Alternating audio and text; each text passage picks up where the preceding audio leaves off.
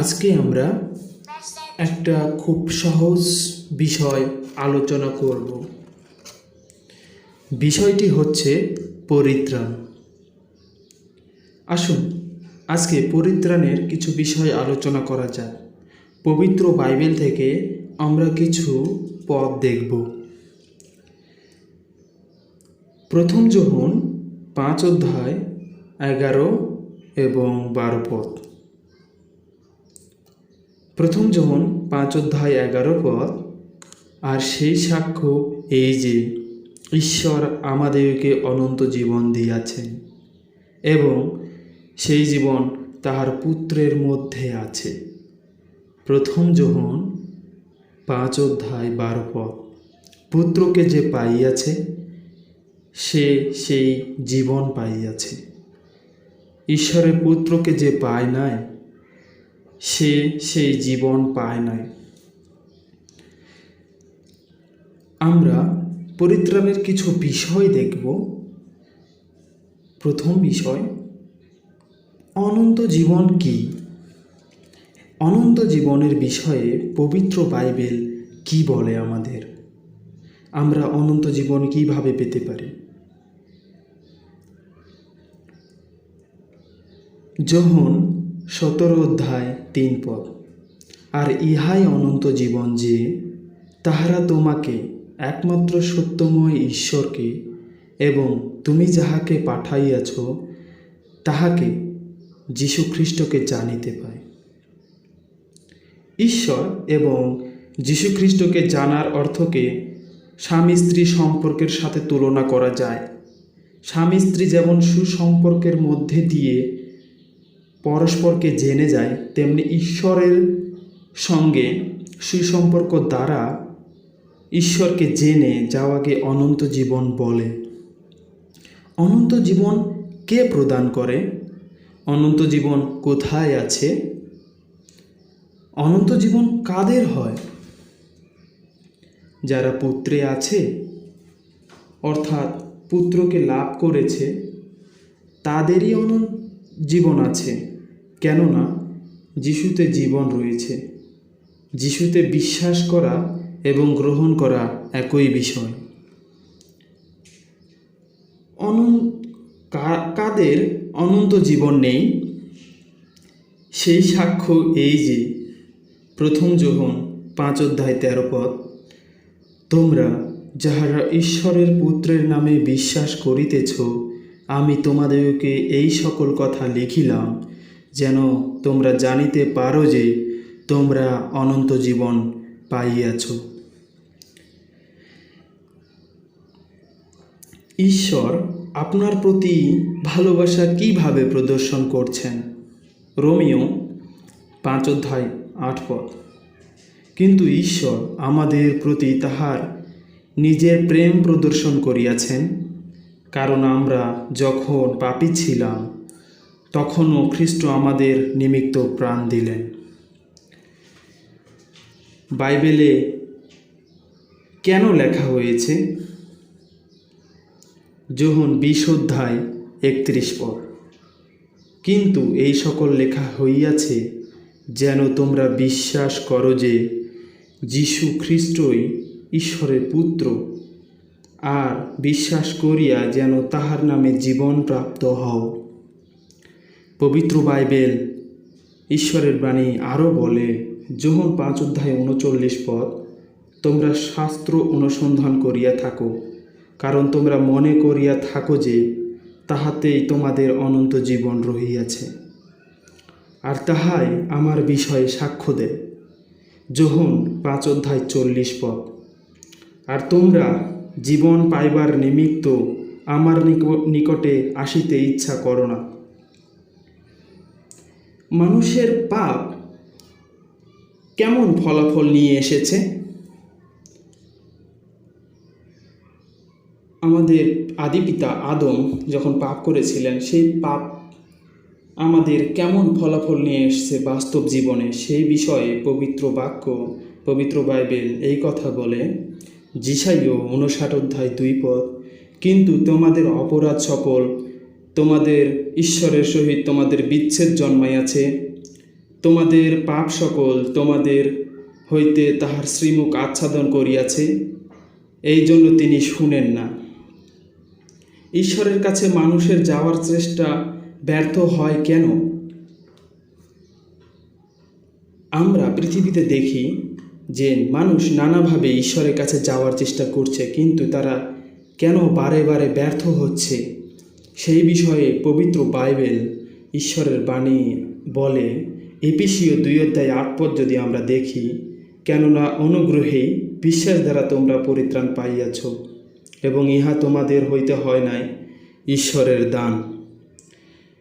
এফেসীয় 2:9 আরও বলে, তাহা কর্মের ফল নয়, কেননা যেন কেহ শ্লাঘা না করে। উপদেশক 7:20 এমন ধার্মিক লোক পৃথিবীতে নাই যে সৎকর্ম করে পাপ করে না। ঈশ্বর মানুষকে আপনার নিকটে আনার জন্য কি কাজ করছেন? পিতা ঈশ্বর পৃথিবীর প্রত্যেকটি মানুষকে ভালোবেসে তিনি কি কাজ করছেন? তিনি আমাদেরকে ভালোবেসে কি উপহার দিয়েছেন? পবিত্র বাইবেল থেকে যদি আমরা দেখি, 1 পিতর 3:18, কারণ খ্রিস্ট একবার পাপসমূহের জন্য দুঃখ ভোগ করিয়াছিলেন, সেই ধার্মিক ব্যক্তি অধার্মিকদের নিমিত্ত যেন আমাদেরকে ঈশ্বরের নিকটে লইয়া যান। তিনি মাংসে হত, কিন্তু আত্মায় জীবিত হইলেন। মানুষ কিভাবে পরিত্রাণের উপহার গ্রহণ করবে? প্রভু যীশু খ্রিস্ট যে আমাদের জন্য মরলেন, তিনি কবরপ্রাপ্ত হলেন, আবার তৃতীয় দিনে পুনরুত্থিত হইলেন, এবং তিনি যে আমাদেরকে অনন্ত জীবন দিতে চান, সেই অনন্ত জীবন পরিত্রাণ আমরা কিভাবে গ্রহণ করব পিতা ঈশ্বরের কাছে? সেই বিষয়ে 1 যোহন 1:12 লেখা আছে, কিন্তু যত লোক তাহাকে গ্রহণ করিল, সেই সকলকে যাহারা তাহার নামে বিশ্বাস করে তাহাদিগকে তিনি ঈশ্বরের সন্তান হইবার ক্ষমতা দিলেন।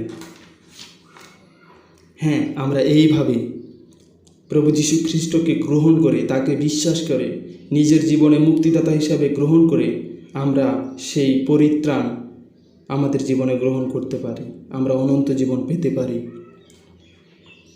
গ্রহণ করা মানে কি? প্রশ্ন আসতে পারে আমাদের মাঝে, গ্রহণ করা মানে কি? এই বিষয়ে প্রকাশিত বাক্য 3:20 এই কথা বলেন, দেখো আমি দ্বারে দাঁড়াইয়া আছি ও আঘাত করিতেছি, কেহ যদি আমার রব শুনে ও দ্বার খুলিয়া দেয়, তবে আমি তাহার কাছে প্রবেশ করিব ও তাহার সহিত ভোজন করিব, এবং সেও আমার সহিত ভোজন করিবে।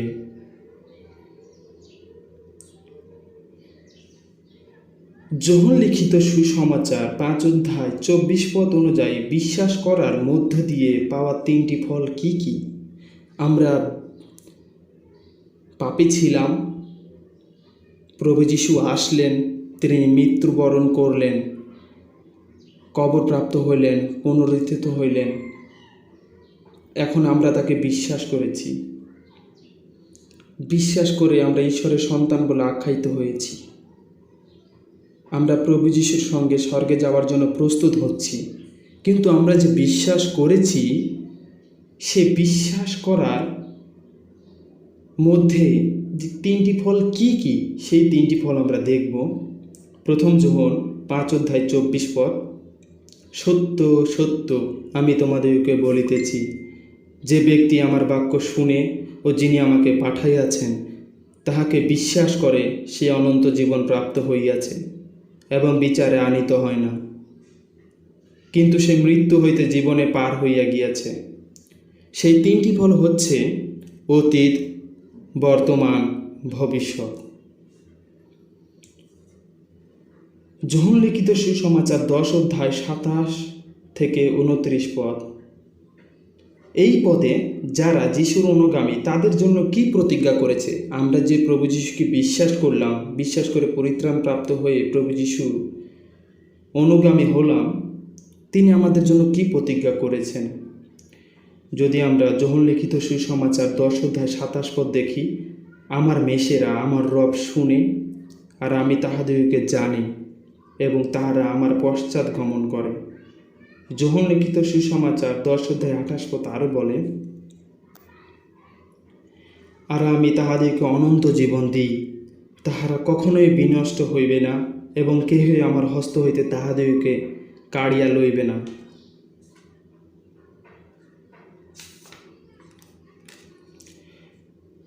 যোহন 10:29, আমার পিতা যিনি তাহাদের আমাকে দিয়াছেন তিনি সর্বাপেক্ষা মহান, এবং কেহই পিতার হস্ত হইতে কিছুই কাড়িয়া লইতে পারে না।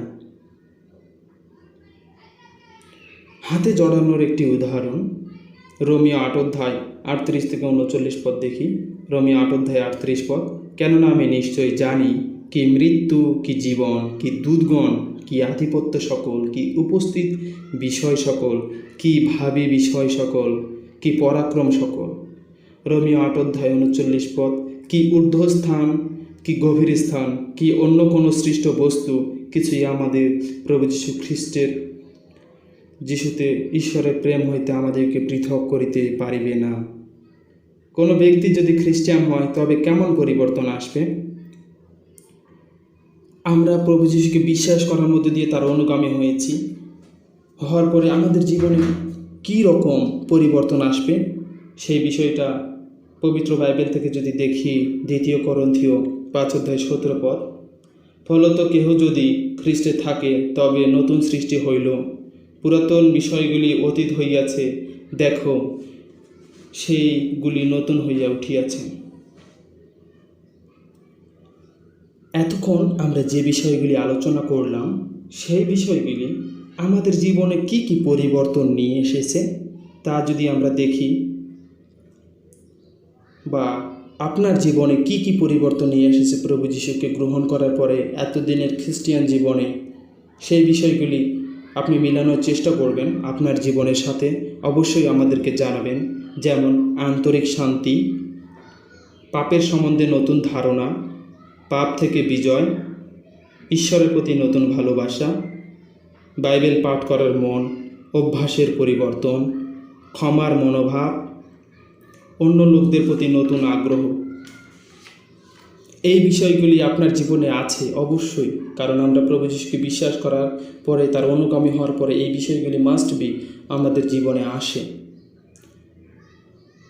আমাদের একটি বাক্য অবশ্যই মনে রাখা উচিত এবং এটা আমাদেরকে মুখস্থ করে রাখা উচিত। 1 যোহন 5:11-12, আর সেই সাক্ষ্য এই যে ঈশ্বর আমাদেরকে অনন্ত জীবন দিয়াছেন এবং সেই জীবন তাহার পুত্রের মধ্যে আছে। পুত্রকে যে পাইয়াছে সে সেই জীবন পাইয়াছে, ঈশ্বরের পুত্রকে যে পায় নাই সে সেই জীবন পায় নাই। হ্যাঁ, আমরা প্রভু যীশুর শিষ্য হয়েছি, তার অনুগামী হয়েছি, আর এটি আমাদের জীবনের জন্য সাক্ষ্য, আমাদের খ্রিস্টান জীবনের জন্য সাক্ষ্য। এই সাক্ষ্য যারা এখনও প্রভু যীশুকে জানে না তাদের জন্য। সকলকে ধন্যবাদ।